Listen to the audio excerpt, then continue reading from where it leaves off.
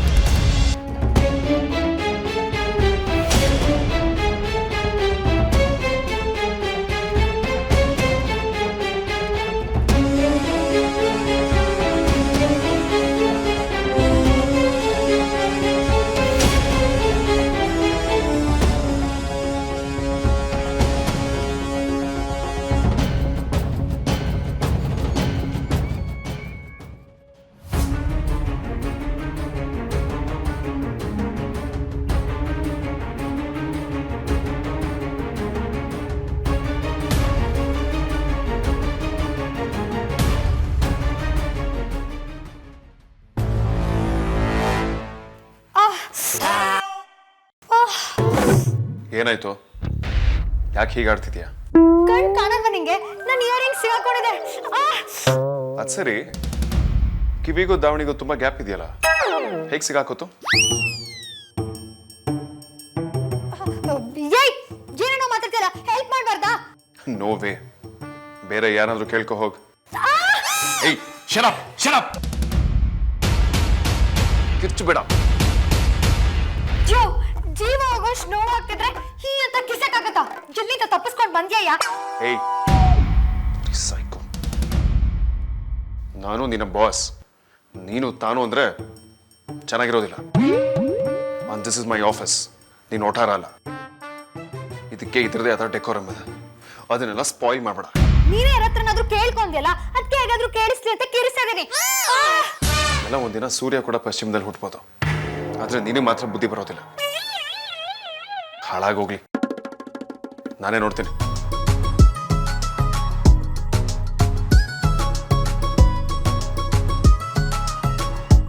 ಹುಷಾರಾಗಿ ತೆಗಿ, ಕಿವಿಗೆ ಏಟ್ ಮಾಡ್ಬಿಟ್ಯಾ? ಏಯ್ just shut up.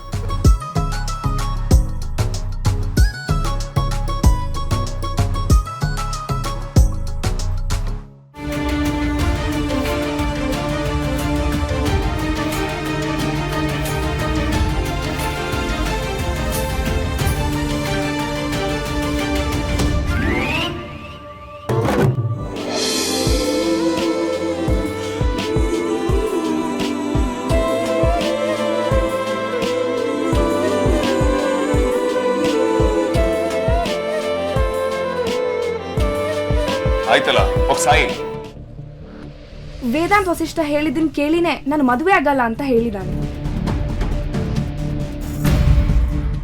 Vedant Vasishtha ಒಂದು ಹುಳ. ವೇದಾಂತ್ ವಸಿಷ್ಠ ತಮ್ಮ ಅಭಿಪ್ರಾಯನ ಮನೇಲಿ ಇಟ್ಕೊಳ್ಳಿ.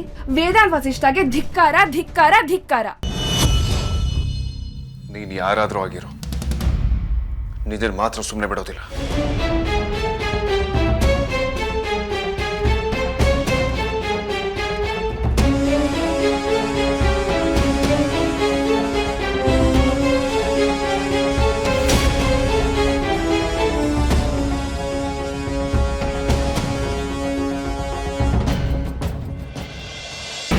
ಲೇ ಅಂಜು, ಈ ಹಳೆ ಮುದ್ಕಿದ್ ಯಾಕೋ ಅತಿ ಆಯ್ತು ಕಣೆ.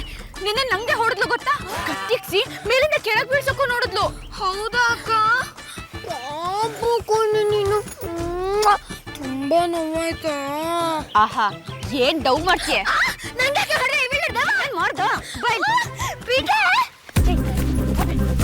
That's not the whole story sir.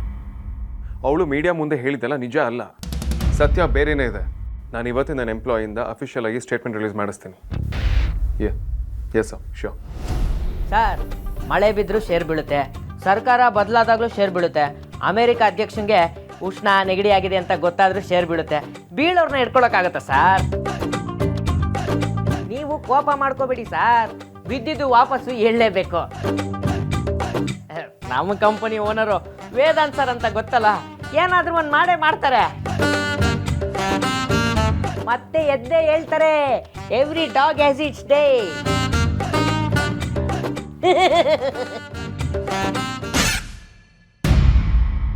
ಲಾಸ್ಟಲ್ಲಿ ಡಾಗ್ ಅಂದಿದ್ದು ಅವ್ರಿಗೆ ಅಂತ ಗೊತ್ತಾಗಿ ಕೋಪ ಮಾಡ್ಕೊಂಡ್ಬಿಟ್ರಾ? Srikanth, boss, sorry boss, by mistake situation with example ಹೇಳಕ್ ಹೋಗಿ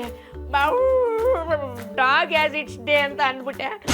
ಅದಲ್ಲ ರೀ, ಅದಲ್ವಾ ಮತ್ತೆ?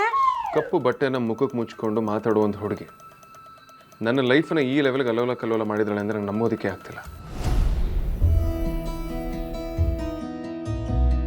Please it. ನೋಡಿ ನಾನಿ, ಒಂದು ಇಂಪಾರ್ಟೆಂಟ್ ಕೆಲಸ ಆಗಬೇಕು, ಅದು ನೀನೇ ಮಾಡಬೇಕು. ನಾನೇ ಯಾಕೆ ಮಾಡಬೇಕು ಬಾವಾ? ಯಾಕೆ ಅಂದರೆ ಅದು ಅಷ್ಟು ಸುಲಭವಾಗಿ ಆಗೋ ಕೆಲಸ ಅಲ್ಲ, ಸಿಕ್ಕಾಬಟ್ಟೆ ಡಿಫಿಕಲ್ಟ್ ಜಾಬು. ಇಂಪಾಸಿಬಲ್ನ ಪಾಸಿಬಲ್ ಮಾಡೋದು ನೀನೊಬ್ಳೆ ಅಲ್ವಾ, ಅದಕ್ಕೆ. ಆಗಲಿ, ಈ ಜಗತ್ತಲ್ಲಿ ನಾನು ಒಬ್ರಿಗಾದ್ರೂ ಕರೆಕ್ಟಾಗಿ ಅರ್ಥ ಆಗಿದ್ದೇನಲ್ವಾ, ಅದೇ ಸಮಾಧಾನ.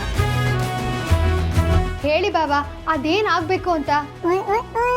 ನನ್ನ ಪ್ರಾಣ ಬೇಕಿದ್ರು ಕೊಡ್ತೀನಿ. ನಮ್ಮಮ್ಮ ನಿಮ್ಮ ಮನೆಗೆ ಹೋಗಿದ್ರು. ಈ ಗಣೇಶ ಹಬ್ಬಕ್ಕೆ ನಿಮ್ಮ ಮನೆಯವ್ರನ್ನೆಲ್ಲರನ್ನೂ ನಮ್ಮ ಮನೆಗೆ ಕರೆದಿದ್ದಾರೆ. ನಿಶ್ಚಿತಾರ್ಥದ ದಿನಾನ ಅವತ್ತೇ ಫಿಕ್ಸ್ ಮಾಡಬೇಕು ಅಂತ ಮಾತಾಡ್ಕೊಂಡು ಬಂದಿದ್ದಾರೆ. ವಿಕ್ಕಿ ಬಾಬಾ, ನಾನು ನಿಮ್ಮ ಫಿಯಾನ್ಸಿ ತಂಗಿ, ನಮಗಿದೆಲ್ಲ ಗೊತ್ತಿರಲ್ವಾ? ಅಷ್ಟಕ್ಕೂ ನಿಮ್ಮಮ್ಮ ನಮ್ಮ ಅಡ್ಡಕ್ಕೆ ಬಂದಿದ್ದಾರೆ ಅನ್ನೋದು ನಮಗೆ ಅಪ್ಡೇಟ್ ಆಗಲ್ವಾ?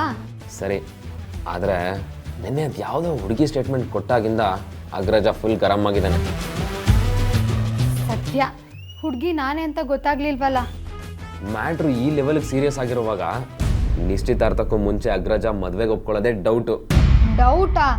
ಡೌಟೇ ಇಲ್ಲ ಬಾವಾ, ದೇವ್ರಾಣೆ ಅವ್ನು ಒಪ್ಕೊಳ್ಳಲ್ಲ ಬಿಡಿ. ಅದಕ್ಕೆ ನಿನ್ ಕರೆದಿದ್ದು. ಹೇಗಾದರೂ ಮಾಡಿ ಗಣೇಶ ಹಬ್ಬಕ್ಕೂ ಮುಂಚೆ ಅವನನ್ನು ಒಪ್ಪಿಸ್ಬೇಕು. ನಾನಾ?